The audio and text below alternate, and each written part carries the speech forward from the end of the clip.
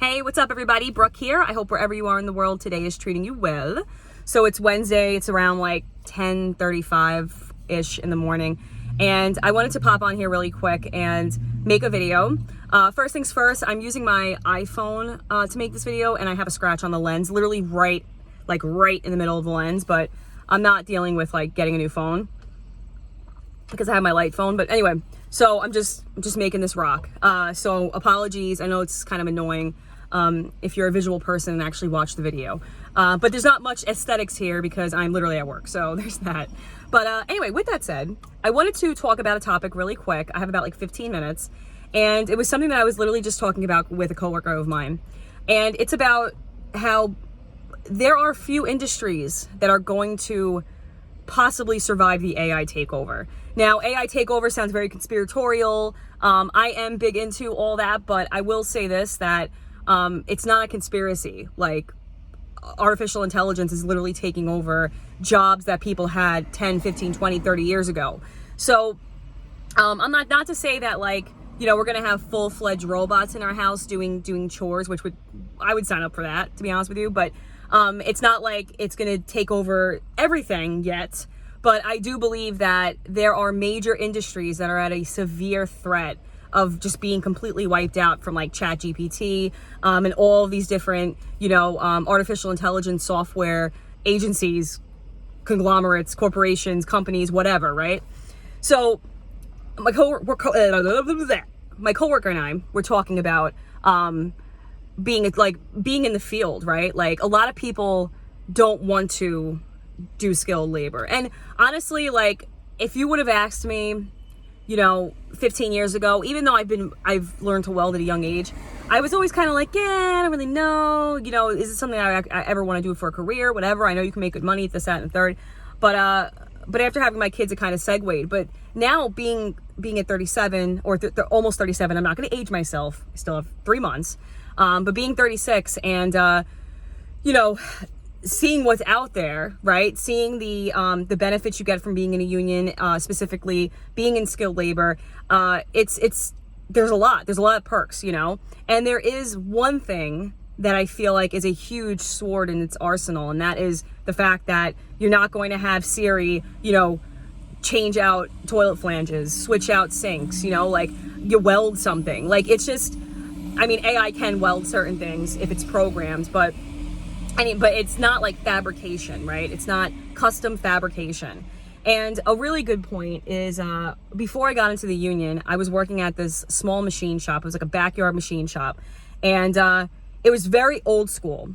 And there used to be a time when you could go to school to become a manual machinist, learn to use lathes and milling machines. And you can't do that anymore. You cannot do that anymore. And the gentleman that was our head machinist is, I don't know, in the 70s, and this guy named Vinny, he actually is a subscriber on my channel, so hey Vinny.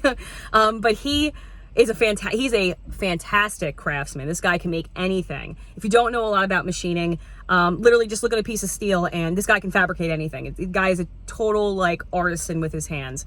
So unfortunately though, manual machining is dying. It's a dying trade, and it's a damn shame, because there are people I remember that would come from all around the state, all around the surrounding you know, estates of New York, and they would literally travel to drop things off that they couldn't get done anywhere else because manual machining is dying at a very fast, it's like a free fall fast pace. And anybody that you know that may know of manual machining, it's because they did it when they were younger, and they're probably over the age of 60. But that's just to show you that, you know, it was an opportunity when, you know, years back, but now it's like, oh, everything's a computer, everything's CNC, and CNC is great if you need to fabricate 1,000 of the same pieces.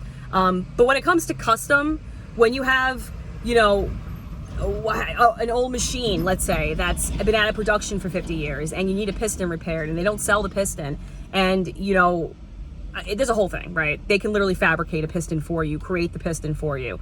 And it's just wild how that works. But I only bring that up to talk about this, and that is that AI truly is taking over technology. It's taking over jobs.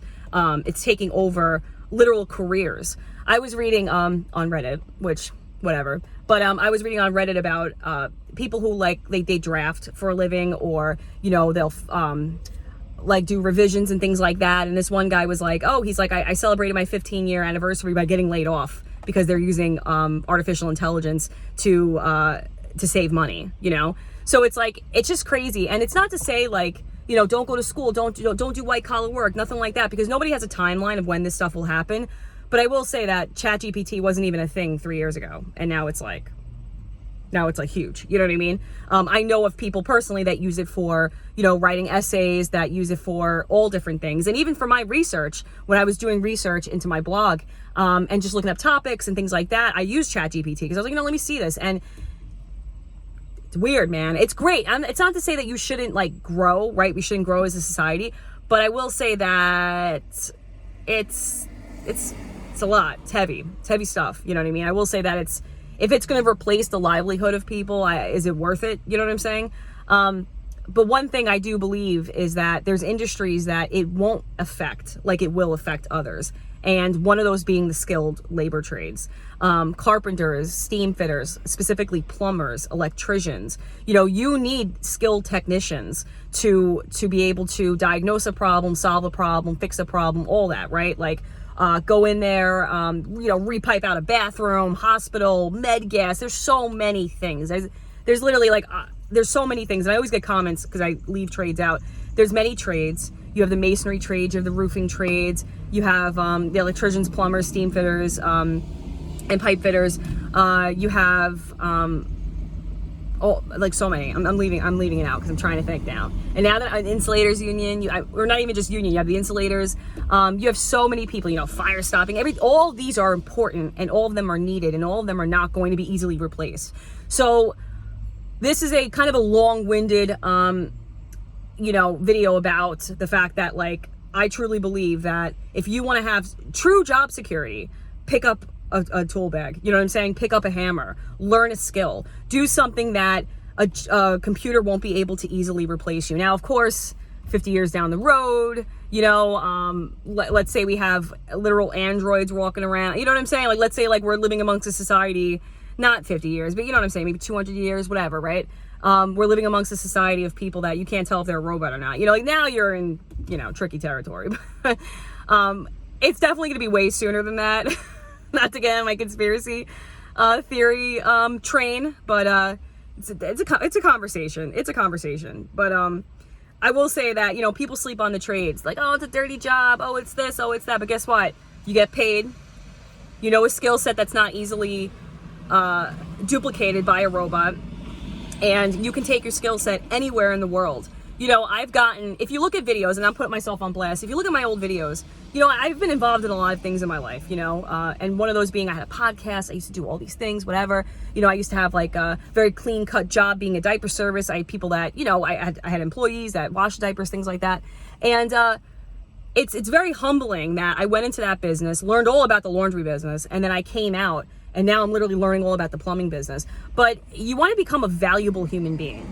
And not to say that working makes you valuable, because you can certainly be like a stay-at-home mom, a stay-at-home dad. You can be a homemaker. I'm big into that. I truly believe like, had my husband and I had a different set of circumstances, I would have loved to have been a homemaker, and just been home and, knitting blankets and stuff like that for my kids and like just being there all the time.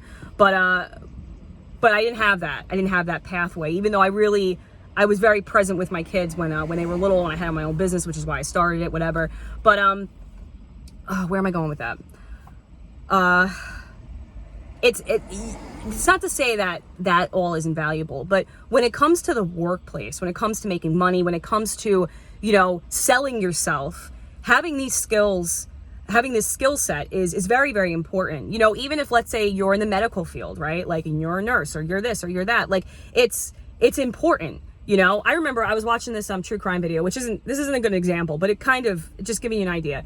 The guy was murdered by his wife, but I mean, that aside, it's a very like famous true crime story. A guy, he went to school to become a doctor. And then it was like the early 90s, and then he became an attorney. And the guy made like sick money, started his own business, all this stuff. And anyway, so he was a valuable human being, you know, very valuable. And then him and his wife got divorced.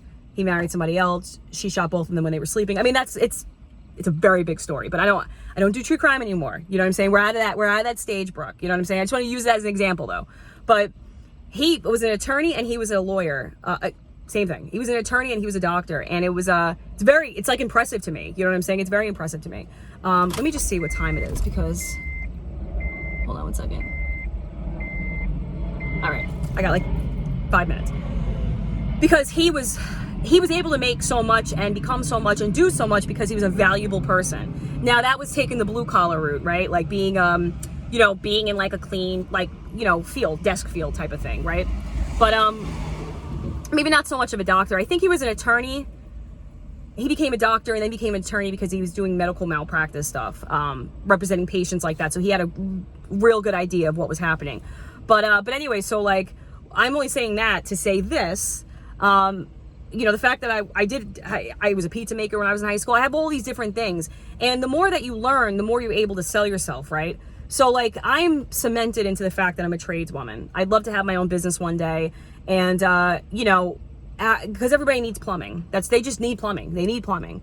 Unless like the system changes, it's not, you know what I mean? Like the way you get fresh water changes, then it's, and you dispose of waste, sanitary systems, all that, like you need plumbing. So, but the thing is, it's a lot to learn.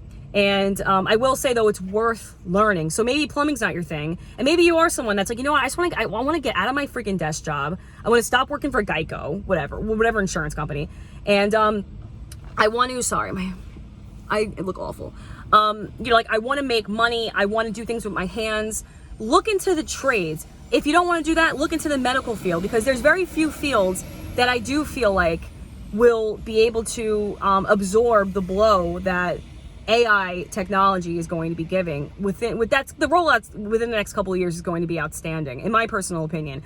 Again, it's not going to wipe out, I've seen things like 80% of the workforce by 2026. I don't think that's the case, but I think it's going to be a slow bleed. I think it's going to be, it's like kind of like a boiling frog or tomato, because I don't like saying boiling animals. So let's say it's like a boiling potato, right? Like at some point, it's going to be a mashed potato. You know what I mean? Sounded better in my head, but you know what I'm saying? So like, my whole thing is that I think the trades are a wonderful field to join. I think that it's going to really absorb the blow of AI, and I think it's going to take longer for AI to ever do what we do in the trades. Now there's a whole thing when it comes to unions versus non-union and, fair labor laws and getting paid well, and that's a conversation for another time.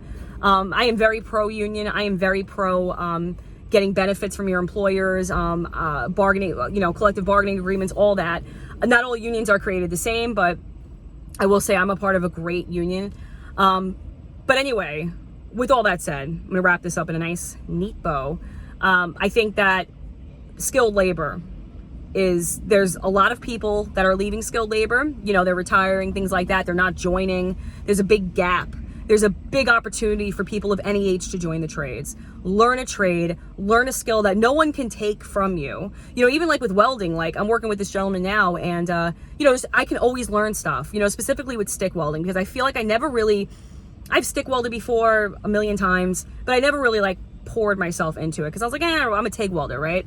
I'm a TIG welder, clean TIG welder, coming in with a dress, TIG welding leaving, you know what I mean? That kind of thing. But this is like, stick welding's like a different beast, you know what I'm saying? So I'm actually giving myself to stick welding, but this gentleman's teaching me things, and in my head I'm like, the more I learn, the more valuable you become, the more irreplaceable you become, right? Because now, let's say you're working for a company and you have multiple skill sets, they're less likely to let you go than somebody else, you know what I'm saying?